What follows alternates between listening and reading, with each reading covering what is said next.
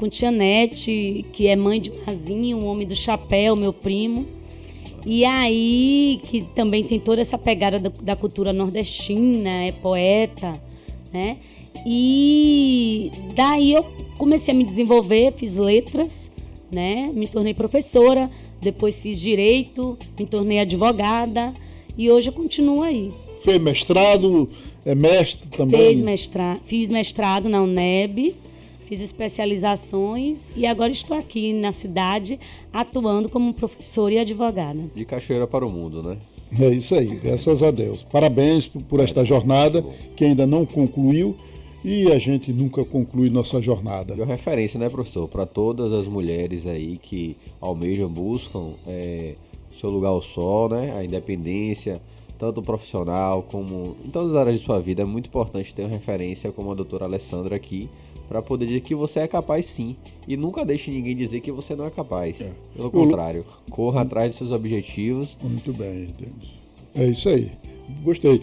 O lugar de mulher é onde ela quer, ou onde ela quiser. Não é isso? Ela é quem escolhe. Agora essas mulherzinhas acomodadas, que fica pensando que casamento, que um namorado, que um caso é uma grande opção da sua vida. A mesma coisa, homem, não tem nada a opção. A opção da sua vida é você, não é o outro, né? Bom, vamos aqui uma pergunta que eu vou fazer. Doutor Denis responde, doutora Adriana perfuma, ou doutora Alessandra perfuma, ela retoca, e vice-versa. Bom, doutor Denis, vejo muitos adolescentes comprando bebidas e cigarros em bares, barracas e supermercados. Isso está liberado? Barracas e supermercados. Isso também, né? Supermercado. Verdade. É uma pergunta muito interessante feita pelo nosso ouvinte. E falar primeiramente que essa prática não é permitida. Na verdade, o que acontece muitas vezes, principalmente nos interiores, mas também nas grandes capitais, assim, muitas crianças e adolescentes buscando, né, ou seja para você, para outra pessoa, né, bebidas, outras situações, para poder justamente fortalecer aquela prática. Mas o que acontece é que a venda de bebidas alcoólicas à criança ou adolescente já era uma conduta proibida tanto pelo Estatuto da Criança e do Adolescente como pela Lei das Contravenções Penais. Então nós temos dois institutos, temos o Estatuto da Criança e do Adolescente e as Contravenções Penais. Antes dessa legislação, as condutas eram enquadradas como contravenção penal porque o Estatuto da Criança e do Adolescente não se referia expressamente à bebida alcoólica, em seu artigo 243. Agora, a nova lei altera o dispositivo do ECA, revogando o inciso 1 do artigo 63 da Lei de Contravenções Penais e passa a considerar o ato criminoso vender, fornecer, servir, ministrar ou entregar bebida alcoólica a crianças e adolescentes. A norma aplica-se não somente aos pais, né, no caso de crianças ou adolescentes, como também a comerciantes, produtores de eventos, supermercados atacadistas e varejistas, barman, garçons e a todo aquele que facilita o acesso da bebida à pessoa menor de 18 anos. Realmente, doutora Alessandra, doutor Denis, eu mesmo quando era guri, isso faz muito tempo, né, porque eu sou sexagenário, o que ocorre? Meu pai mandava meu dia eu comprar aquelas cachaças de folha, né, eu ia lá e comprava, não sei se experimentava no meio do caminho, entendeu? Mas eu comprava, né, isso há bilhões de anos atrás, certo? E aí, doutora? É importante notar, como coloca o senhor e doutor Denis, eu vou pegar um pouco da fala dos dois, que o Estatuto da Criança e do Adolescente, ele é recente, né? Ele é de 1990, ele vem para o ordenamento jurídico brasileiro após a promulgação da nossa Constituição em 1888. Antes nós tínhamos um Código de Menores que mais puniam as crianças e os adolescentes do que tutelavam, e aí o Estatuto da Criança e do Adolescente ele vem na cadência da Constituição trazer uma ideia de que essa criança e esse adolescente é um ser em desenvolvimento. E por ser um ser em desenvolvimento, ele não pode ser tratado da mesma forma que uma pessoa que já se encontra em sua fase adulta. E quando o senhor fala, eu sou sexagenário, na minha época eu ia comprar cachaça com folha e tal. Isso é uma prática recorrente, infelizmente, até hoje, né? Então, agora hoje, eu acredito que ela se dê em uma proporção menor em virtude das coibições legais, das vigilâncias. Mas ela ainda ocorre, infelizmente. Né? Antes, justificava-se, entre aspas, né? Pelo fato de que o ordenamento jurídico não tinha a tutela que se tem hoje a criança e o adolescente. Para você ter noção, a Base Nacional Comum Curricular prevê que o Estatuto da Criança e do Adolescente seja tratado como tema transversal no ensino fundamental. Então, perceba, a criança e o adolescente, ele não apenas gozam de uma proteção pelo ordenamento jurídico, ele é um sujeito de direitos e ele tem o direito de conhecer os seus direitos na constância da educação básica. Então, a gente está falando aí de uma tutela muito grande à dignidade humana, né? A começar pela fase infantil. Então, se você coloca um adolescente ou uma criança para comprar bebida alcoólica enquanto pai, você está passando uma mensagem para ela de que ela deve ter essa prática, de que ela deve ingerir aquela bebida, de que é algo aprovado. Não que não seja, mas na fase dela, a recepção dessa mensagem pode trazer uma sequência de fatos negativos para a sua vida. E quem vende, o estabelecimento que se responsabiliza, que mesmo assim vende, mesmo sabendo de toda a proibição legal vende, ele pode e deve ser punido, né? Porque a criança e o adolescente, como está escrito lá na Constituição, ela é de responsabilidade da família, e do Estado e da sociedade. Esse da sociedade aí abrange também os estabelecimentos. Então, é importante pedir, sim, o documento de identificação e só vender bebida alcoólica a maiores de idade. Maravilha. Tem alguma coisa aí? Opa, temos ouvinte no ar. Pois não, ouvinte? Bom dia, doutor. Bom dia. Ô, doutor, eu quero fazer uma pergunta para a senhora. Eu sou aposentada e de um mês para cá eu comecei sentindo que eu estava cobrando um dinheiro na minha conta. Aí eu fui lá no Banco do Bradesco e conversei com eles. O que é isso aqui que você está cobrando, que eu não sei? Aí eles me disseram assim, olha, rapaz, isso aqui uns 20 reais que a gente cobra todo mês, senhora, é capitalização. Aí eles estão cobrando isso aqui, mas mais tarde a senhora recebe. Mas eu perguntei para eles, o banco pode fazer isso com a gente mesmo? Fazer cobrança na conta da gente sem a gente saber? Eu quero que a senhora me dê uma resposta aí sobre isso. Bom, e aí, doutora Alessandra? Olha só, a relação entre o cliente e o banco, né, precisa ser pautada em um acordo, né? Precisa ter, ela tem um caráter sinalagmático, ou seja, o banco, você contrata o banco para fazer um serviço, né? E quando você contrata, você paga por esse serviço e o banco executa esse serviço. Essa é uma característica geralmente comum aos contratos. Então, é preciso que a senhora verifique se em algum momento da sua relação com o banco, a senhora, de fato, não fez esse acordo, né? Se certifique de que esse acordo realmente não existe. Porque o que acontece é que, às vezes, o cliente, ele, atarefado com as múltiplas coisas, acaba se equivocando e se esquecendo de um acordo que foi estabelecido e, às vezes, quer mover o judiciário sem antes fazer uma prévia análise administrativa. E o judiciário só pode ser movido em última instância, né? Porque se você ficar batendo a porta do judiciário para resolver questões que podem ser resolvidas administrativamente, você, além de superlotar o judiciário, sem nenhuma razão ou causa que demande isso, você vai atrasar a sua vida, porque resolver em um judiciário demora muito mais do que resolver pela via administrativa. Então, o meu conselho é que isso seja apurado devidamente, que se marque uma consulta no banco, né, e que se averigue se realmente houve esse contrato, né? Até porque, se o banco está fazendo a cobrança, ele deve ter uma justificativa plausível, uma evidência material que justifique a sua ação de debitar aquele valor na conta do cliente. Caso ele não tenha, aí sim, eu recomendo que a senhora procure um advogado, ou para esclarecer a situação, caso a senhora não tenha entendido, ou, quem sabe, para ajuizar uma demanda judicial, se for o caso. Muito bem. Como é acrescentada pela doutora Alessandra, é muito importante averiguar o caso concreto, né? Cada caso requer uma atenção devida para que possa analisar justamente, se necessário, a presença do advogado de sua confiança para poder analisar as documentações e interpelar junto ao banco também, de uma forma geral, para poder ver em que pese essa cobrança, se ela é devida, se ela é indevida, mas também a senhora pode ir ao banco, né?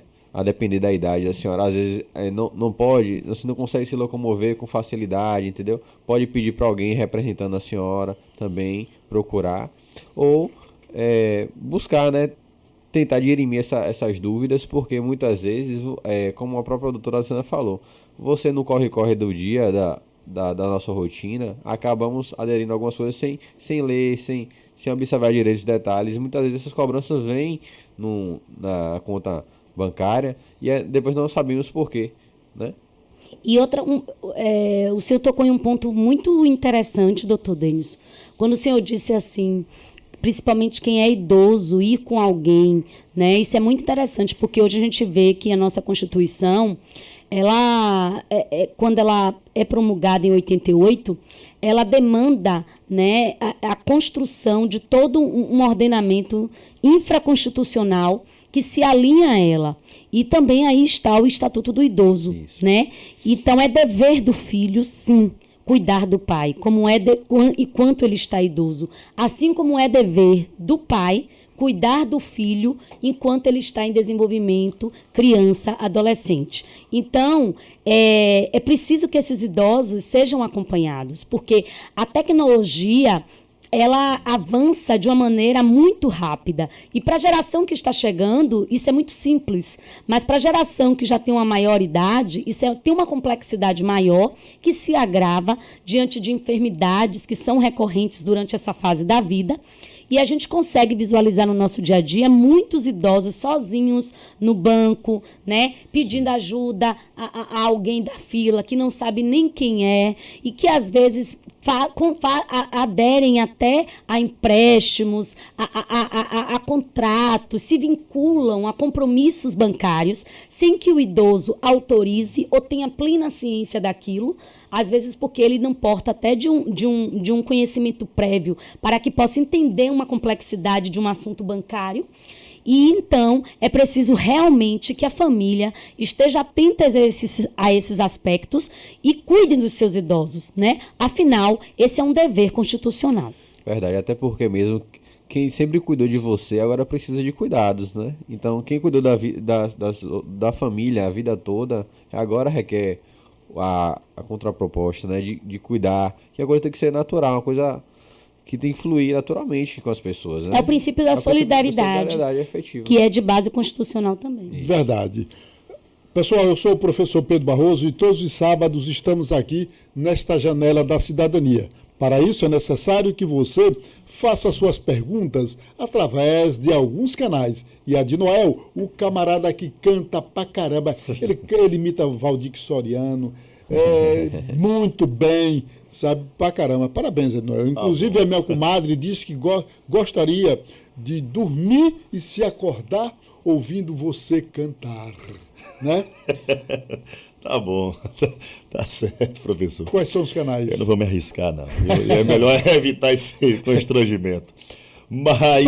De cantar? De cantar. Ah, É, de cantar. Cantar tá difícil, viu? O nosso telefone é 3631-9500 e também nós temos o nosso WhatsApp, onde o ouvinte pode mandar mensagem de áudio, também texto, assim, a forma que o ouvinte preferir participar. Nosso WhatsApp 99711-6971. Muito bem. Bom, a polícia invadiu minha casa ontem, 8 horas da noite.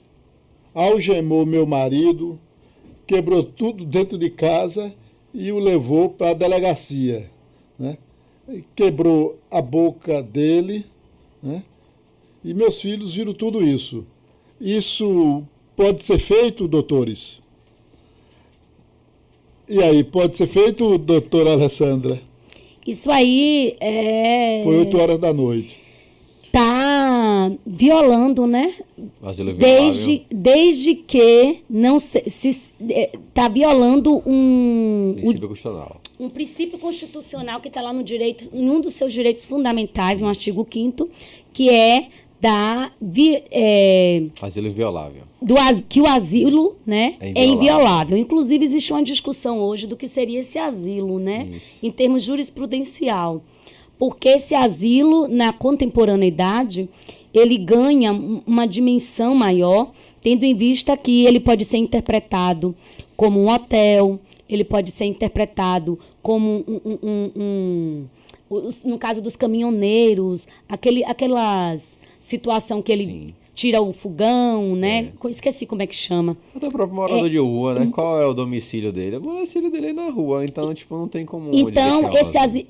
esse asilo é inviolável e a Constituição estabelece, né, algumas regras sobre como ele pode ser violado. Violado quer dizer que ele pode ser que a polícia pode adentrar nele, né? Ou que outro morador, que é em caso de incêndio, de alguma tragédia, para poder socorrer, né? Nesse caso, você está tutelando um princípio maior, que é a vida. Você está diante de dois princípios tutelados pela Constituição, tanto do asilo quanto a vida. Mas qual é o maior nessa situação? É o direito à vida. Então, por isso, a Constituição abre esse precedente.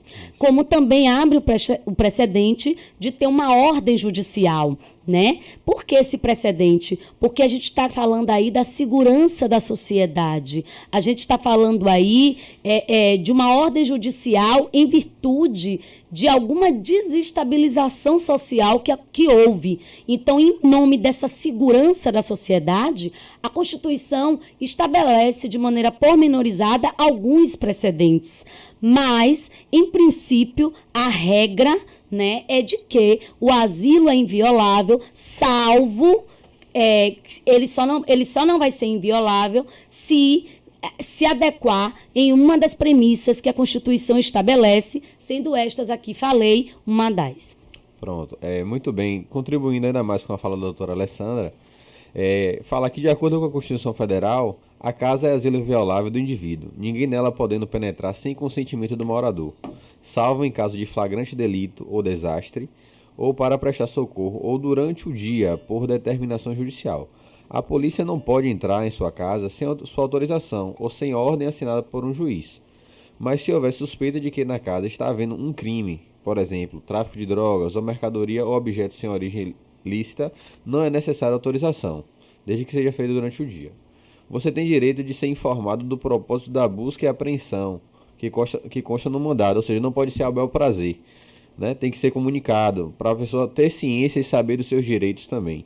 Recomenda-se que a pessoa colabore indicando onde se encontram os documentos e objetos buscados, porque se ficar omitindo, né, ou ficar escondendo as coisas, isso pode reverberar em outros tipos penais. Então, o certo é, de qualquer forma, a gente poder colaborar, né, procurar saber qual o motivo daquela batida policial, aquele mandado que tem sido explícito, né? E outra coisa importante também é dizer que todo excesso deve ser apurado, né? No caso, tipo assim, o policial, ele vai agir de acordo com a legislação, né? De acordo com o seu aparato, mas assim, quando houver algum excesso, né?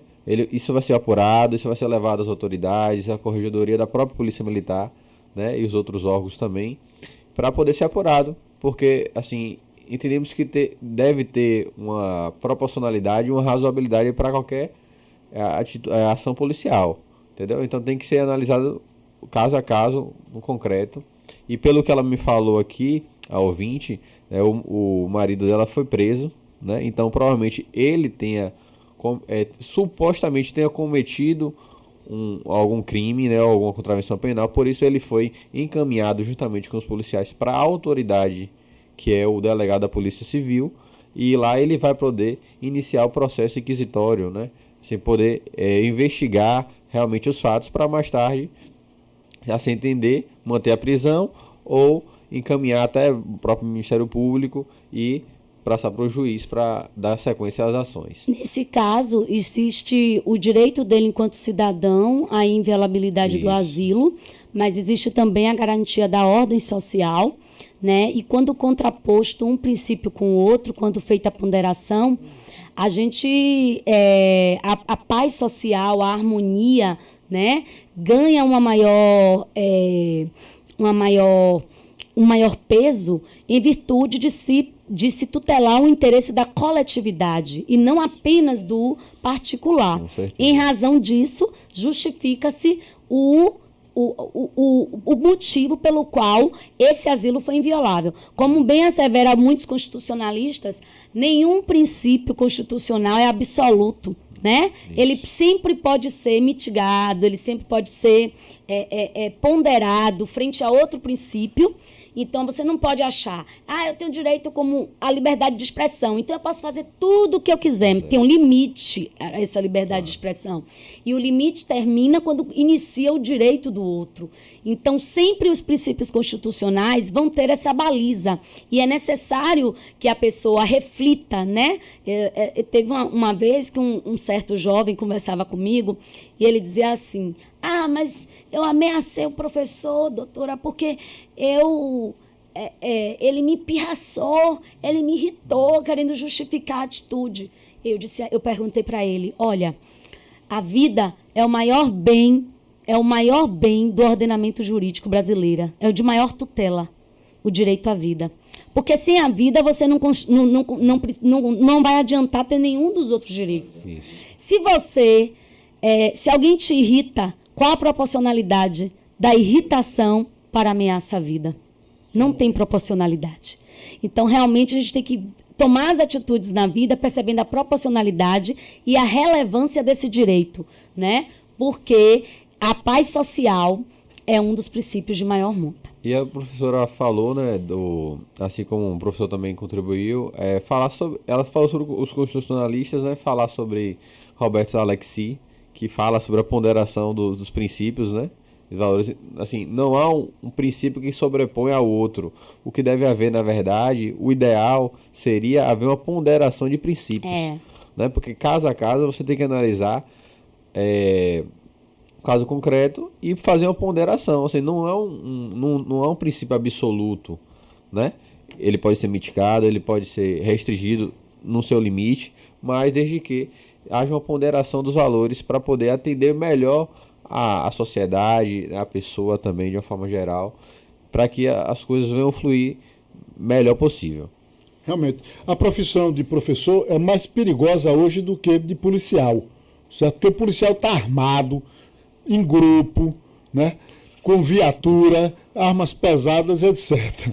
E o professor está desarmado, a arma do professor é o lápis, né? É a caneta, é o piloto, certo? Ele está sozinho ali, frente a uma turma, que cada um com uma origem, cada um com um problema, né? E usualmente sem formação emocional, porque nós não fomos educados para termos equilíbrio emocional. Ninguém foi educado para isso, ninguém foi educado para se casar, foi educado para arrumar um homem, para arrumar uma mulher, mas não foi educado para escolher a pessoa bacana, para ouvir melhor, para compreender melhor, né? Para dizer, esse é meu parceiro, essa é minha parceira. A gente vai pelos hormônios. E aí é uma grande loteria. Uma grande loteria. Mas temos um ouvinte no ar. Alô? Cadê? Alô? Alô, bom dia. Alô, bom dia. Bom dia. Alô? Bom dia, ouvinte, meu amigo. Pode falar, pode perguntar. Meu querido professor, é um prazer usar o senhor, meu irmão. Tudo bom?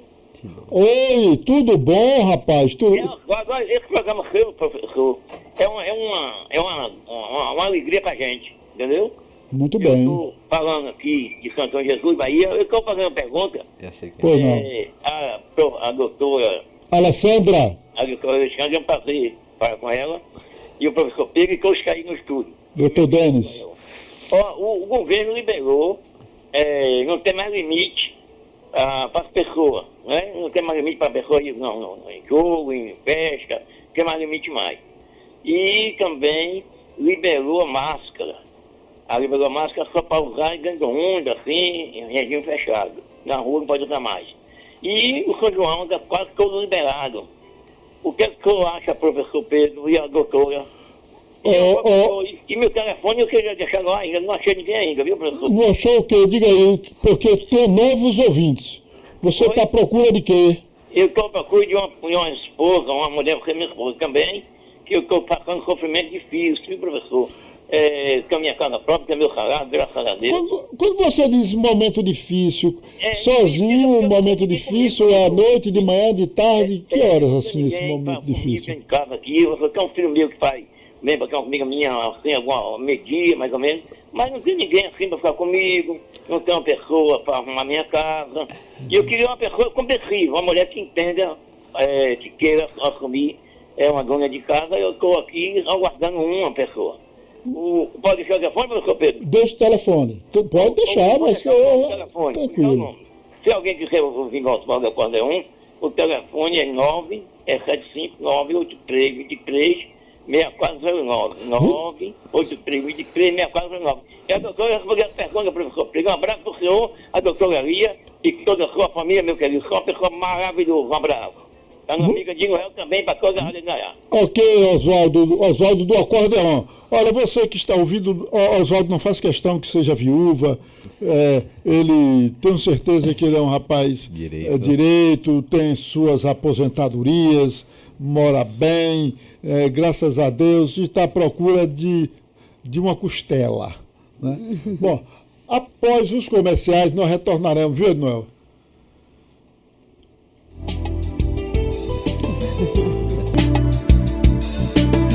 Olá, pessoal! Opa! Retornando a esta janela da cidadania, com muito prazer aqui, depois de um papo saudável com o doutor Denis, doutora Alessandra e a de Noel, o cara que fica sempre na espreita para pegar a sua presa. Noel, temos alguma pergunta, algo similar? Bom dia, Rádio Andaiá. Bom dia, seu Pedro, dona Lia, tudo bom? Seu Pedro, eu quero saber se uma pessoa aposentada por tempo de serviço pode casar no civil com uma pessoa que trabalha ainda, se corre risco da aposentadoria desistir, cortarem. Você me dá essa resposta aí, por favor. Pronto, a nossa ouvinte provavelmente quer fazer novas núpcias, com certeza, é muito importante. Né? Mas essa resposta a gente vai dar. Tem alguém no ar? Pronto, vamos pegar o ouvinte no ar e depois dessa pergunta a gente retorna essa pergunta. Pois não, ouvinte, bom dia. Bom dia. Esteja à vontade. Porque eu trabalhei numa empresa durante 3 meses. Aí eu saí da empresa. Aí eu fui pelo banco do Bradesco. Só que não fechou minha conta. Aí estão me cobrando um dinheiro. Eu tenho que pagar. E aí, doutor Denis? Bom, você poderia formular melhor a pergunta? Disse que era manutenção. Pode repetir, pode...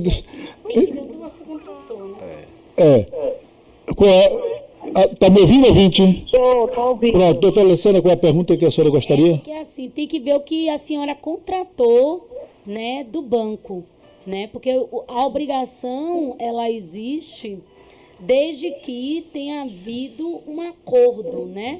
Então, a senhora tem que observar que tipo de contratação a senhora fez.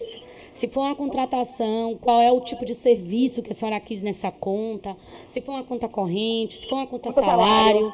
E se a senhora, após o vínculo empregatício, foi lá dar encerramento a esse contrato, né? Então, na verdade, o direito, ele tem que ser cotejado à luz do caso concreto.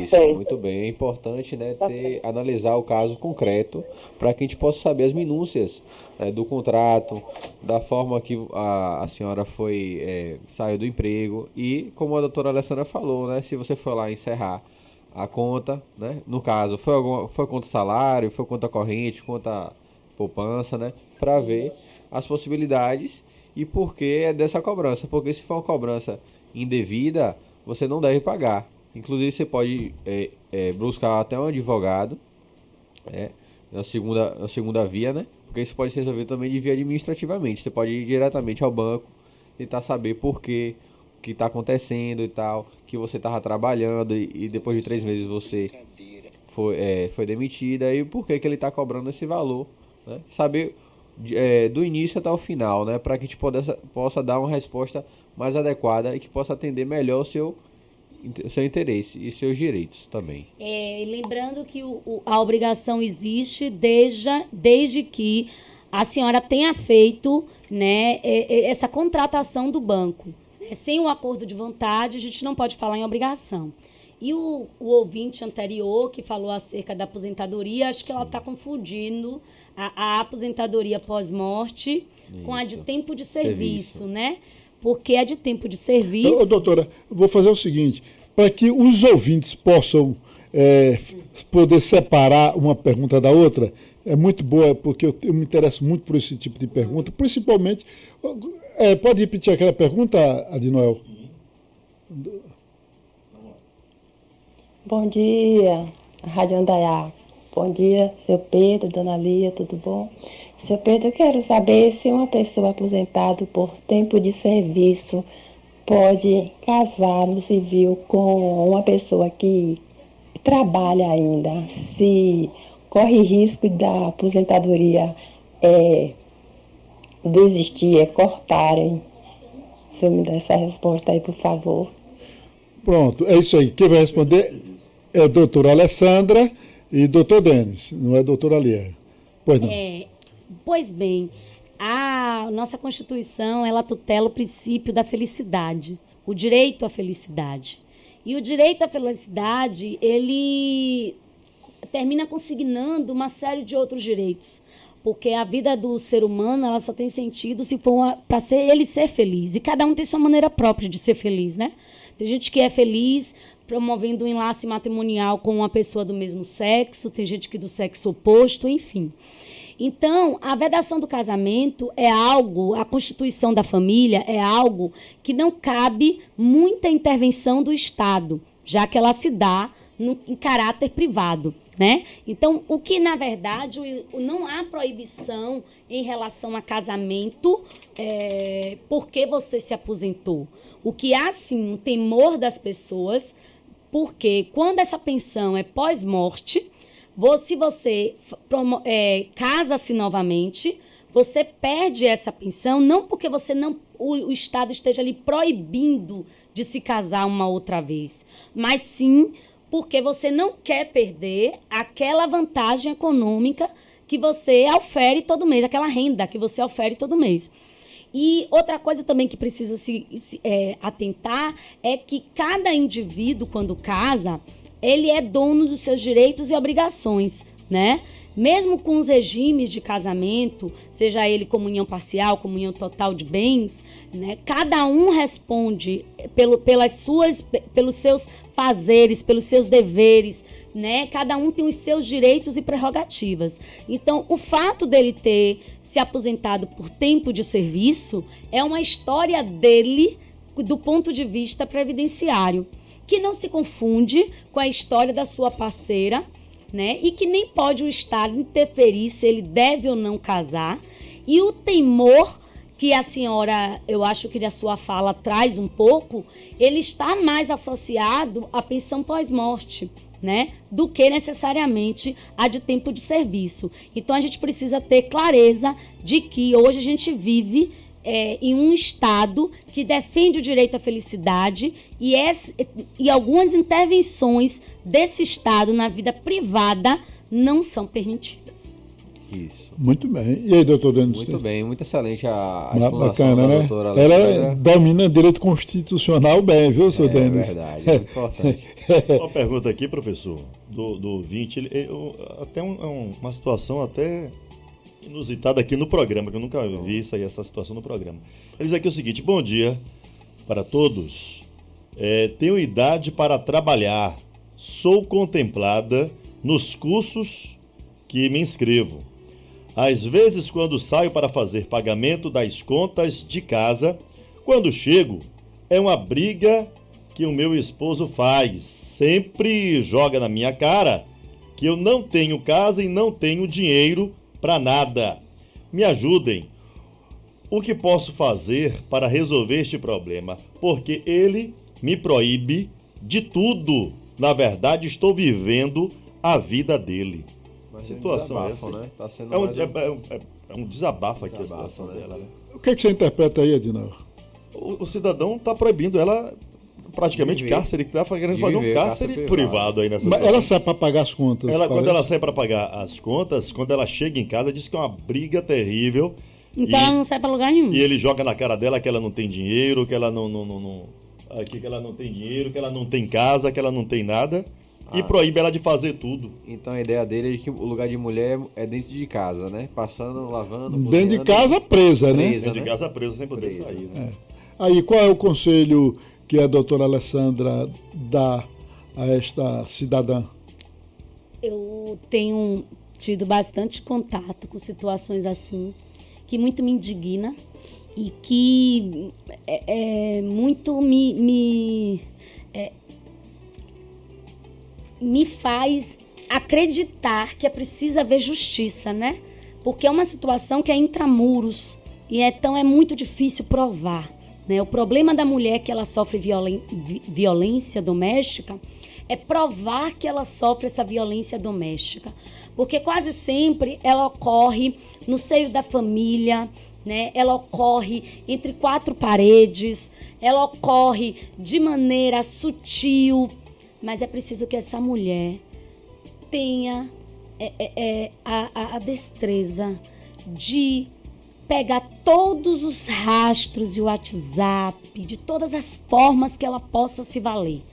Porque se nós vivemos em um Estado democrático de direito, o Estado precisa entender a fragilidade da constituição dessa prova. E o próprio ordenamento jurídico cuida disso, por meio do Código de Processo Civil, por meio da própria Constituição Federal, que vai nos dar ao advogado, ao defensor público, né, a condição de mostrar a veracidade dessa situação. Mas isso não poderá ser feito se a mulher não procurar ajuda. E a primeira ajuda que ela tem que procurar é noticiar o crime na delegacia mais próxima, pedindo uma medida protetiva de afastamento desse cara, inclusive do lar em que ela vive, e para isso ela precisa materializar a acusação. Então, ela precisa desenvolver uma estratégia.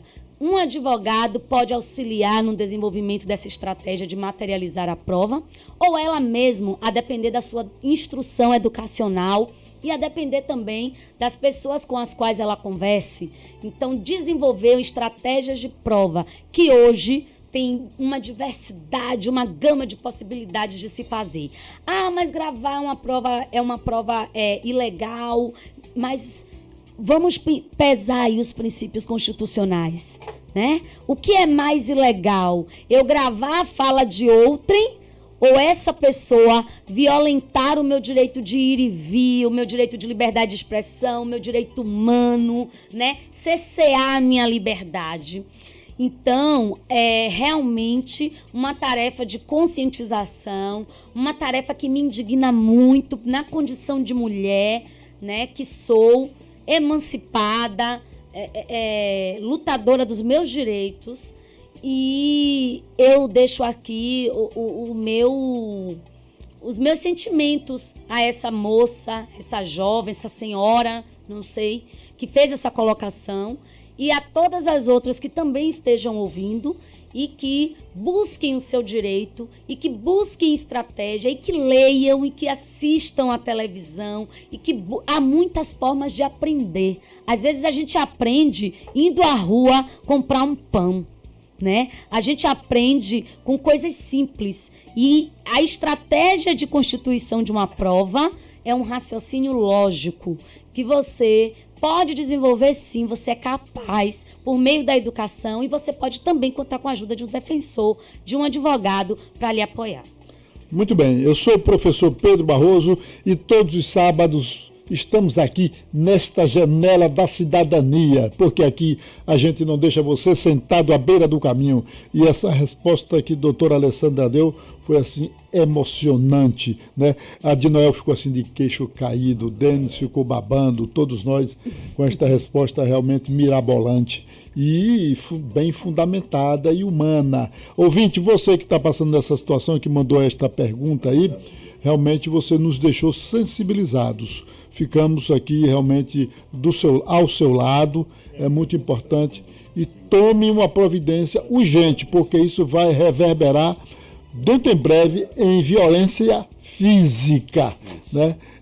Doutor Denis. Isso é muito bem, né? Como é explanado pelo professor Pedro, também pela doutora Alessandra, falar que a violência contra a mulher é um gênero, né? A violência é um gênero, tem diferentes tipos de violência. Tem a violência física, a violência moral, psíquica e outras mais. Então, tipo assim, muitas vezes as pessoas acham que é só a violência física que você deve procurar a delegacia para poder fazer o boletim de ocorrência. Mas pelo contrário, desde o momento que você entenda que você está sendo violada no seu íntimo, no seu pessoal, você tem o direito, isso é garantido, né, para você buscar a justiça, né, buscar uma delegacia mais próxima, seja a delegacia da mulher, que dá um respaldo ainda melhor, mas também pode ser a delegacia territorial, para que você possa fazer esse boletim de ocorrência, para que possa iniciar essas investigações e buscar ter as provas, né, buscar ter as provas, os elementos, para que possa corroborar para a investigação. E de uma certa maneira, que você possa buscar, que você possa ajuda das pessoas mais próximas, buscar também a Defensoria Pública, como a própria doutora Alessandra falou, né, a questão da assistência, justiça gratuita, o próprio Ministério Público também, que entra nesse intuito, né, é muito importante a gente usar não só os advogados particulares, mas também a presença dos órgãos públicos, porque eles estão aí para poder nos apoiar, né, para que as situações como essa possam ser diminuídas ao ponto de serem exterminadas, porque todos nós precisamos viver em condições boas e agradáveis, seja sozinhos, seja com o nosso companheiro, sejam casados, independentemente do tipo de relacionamento. Lembrando que isso aí é o legado do patriarcado, né? Isso, o legado do patriarcado é a violência doméstica, que o Brasil demorou muito para transformar em lei. Precisou Maria da Penha ir para a Corte Interamericana de Direitos Humanos e somente em 2006 o Brasil fez uma lei que é hoje a Lei de Maria da Penha. Se considerarmos que estamos em 2022, isso foi ontem. Inclusive isso é reforçado, a origem está na Bíblia, no Pentateuco, certo?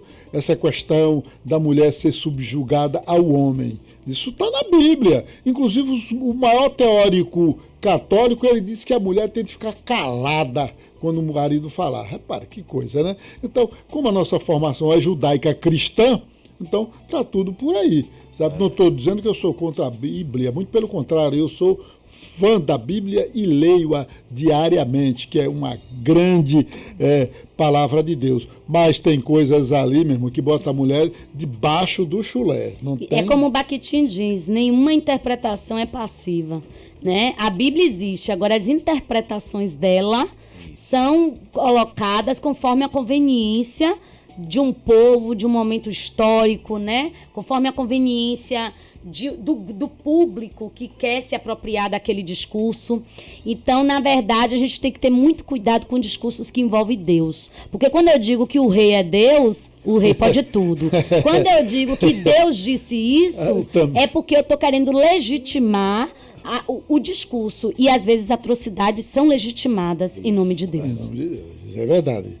As cruzadas estão aí para serem comprovadas. Bom, temos Bom dia, doutora Lia. Eu gostaria de fazer uma pergunta. Eu moro aqui na Travessa Joaci Magalhães e tem pessoas que compram produtos assim para desentupir esgoto, acho que vai limpar a piscina e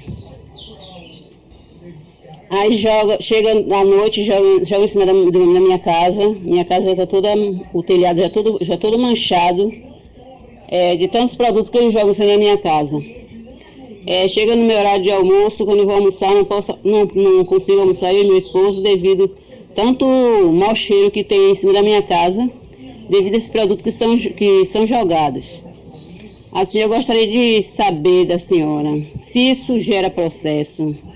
Porque assim, eu procurei a justiça, sabe? Mas só que foram pessoas defender a pessoa que jogava. Essa pessoa foi embora daqui e as pessoas... Bom, eu gostei do Papacapim. Também tem uma pergunta muito legal, mas um Papacapim cantando legal, o Papacapim dos meus sonhos, né? Cantando aí. Bom, vamos à resposta da doutora Lia e depois da doutora Alessandra, né? Apagou? Pronto, não tem problema. E aí foi. Deixa eu ver aqui se vou ver. Mas a pergunta é interessante. Você viu a pergunta? Então eu vou botar aqui a resposta aqui. Muito bom dia, ouvintes da Rádio Andaiá, bom dia a todos. É um prazer, mais uma vez, poder participar deste programa Cidadania, Direitos e Deveres.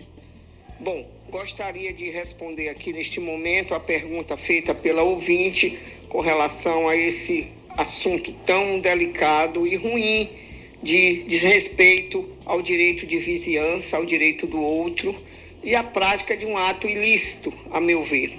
Jogar produtos químicos ou qualquer que seja o produto no telhado do seu vizinho ou no corredor da casa do seu vizinho ou na porta do seu vizinho, seja lá como for, realmente é muito negativo, é muito ruim, está errado e tem que merecer a proteção do Poder Judiciário.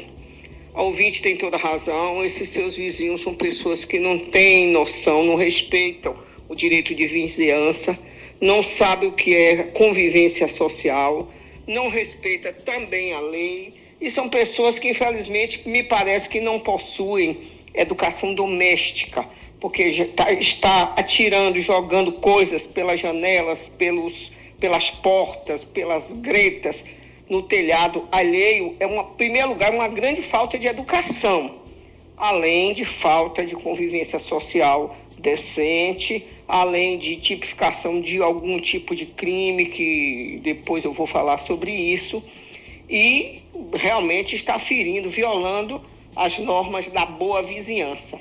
Ouvinte deverá procurar um advogado da sua confiança para que promova uma representação criminal na delegacia de polícia.